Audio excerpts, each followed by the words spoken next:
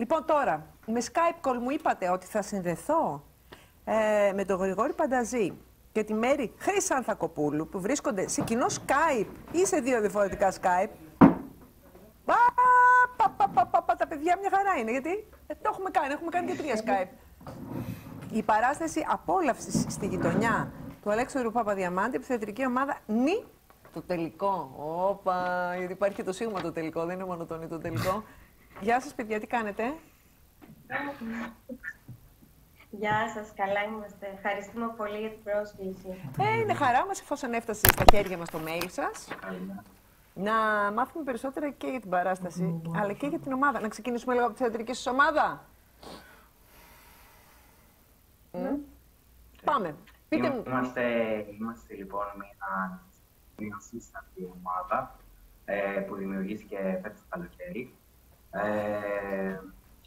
Κάπως βρεθήκαμε όλοι, ας πούμε, τυχαία με τον σκηνοθέτη της ομάδας, ας πούμε, την πρώτη φορά και με τη Μέρη σε ένα σεμινάριο μαζί στο Καφέ Ιωαννίνων. Και τα άλλα 2 παιδιά είναι από τις σπουδές που κάναμε. Εγώ, μάλλον ένας συμμαθητή μου και τα παιδιά με άλλη μια κοπέλα από τη δραματική του σχολή.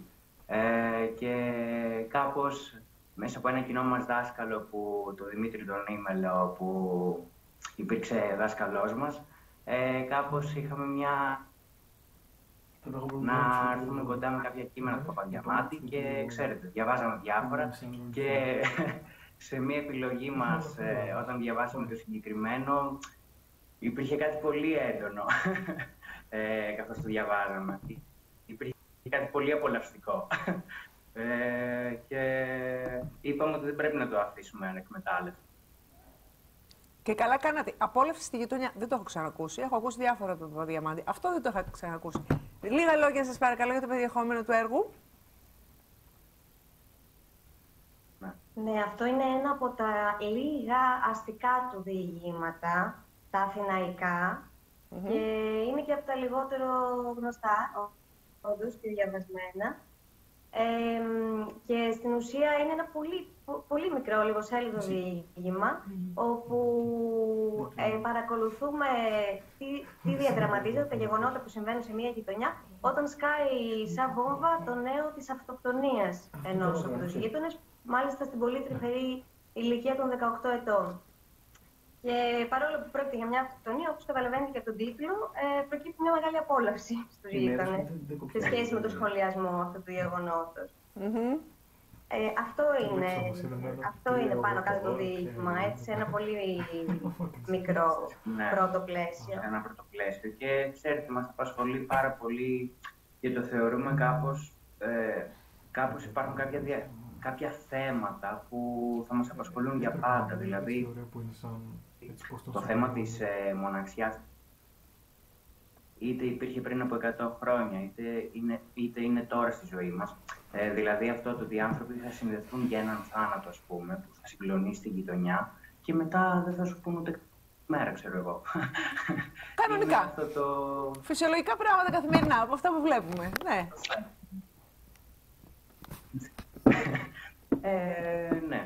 Αυτό, ξέρετε, με το χιούμορ του βέβαια και αυτό μέσα και με τις τραγικές στιγμές. Είναι πάντως πάρα πολύ ωραίο διήγημα και κάπως έχει κερδίσει την ουσία στη σκηνή. Κάνει διακοπές στο Skype, δεν μου λέτε... Γιατί δεν είναι θεατρικό. Δεν είναι θεατρικό, ναι, το καταλαβαίνω. Σε ποια σκηνή εμφανίζεστε? Θα παίξουμε στο Θέατρο Αλκμίνη κάθε Τετάρτη από 12 Φεβρουαρίου μέχρι 2 Απριλίου στις 9:30 το βράδυ. Μπράβο, παιδιά, να ασκήσετε. Να σας αναφέρουμε και τα ονόματα των υπολείπων. Βέβαια. Ευχαριστούμε πολύ. Πείτε μου, ποιοι είστε, ποιοι είναι οι υπόλοιποι, πού είναι οι υπόλοιποι, γιατί δεν βγήκαν και σήμερα. Και συμπαίκτης μας σε αυτή την ομάδα, ο Άγγελος Κούκος, η Φιλίππη Ρούφαλη και εμείς, ο Γρηγόρης Πανταζής και εγώ, η Μέρη Χρυσανθακοπούλου. Και στα άμεσα σχέδιά μας, εκτός από την Αθήνα, είναι και η Θεσσαλονίκη, να σας ενημερώσω. Πότε, για πότε μιλάμε, γιατί υπάρχει λόγο σοβαρός, όπως καταλαβαίνετε, που βγαίνει στην εκπομπή. Έρχεστε? Ναι, ακόμα δεν είμαστε. Ορίστε. Έρχεστε.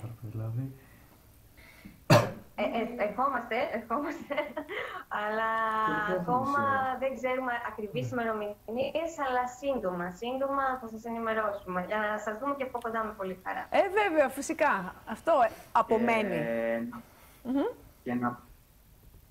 Και να πούμε ένα πολύ μεγάλο ευχαριστώ για όλους αυτούς τους ανθρώπους που δουλεύουν μαζί μας για να γίνει πραγματικότητα αυτή η παράσταση, διότι είναι αρκετά δύσκολο αυτό το εγχείρημα, το μία ομάδα να κάνει μόνη της όλη τη δουλειά και να, ξέρετε, να έχει πάρα πολλούς ρόλους. Δηλαδή και σκηνογραφικά θέλω να πω, τα παιδιά που έχουν βοηθήσει και ενδυματολογικά και οι φωτογράφοι και οι επικοινωνιολόγοι, όλα αυτά τα παιδιά που μας έχουν βοηθήσει σε αυτή τη δουλειά.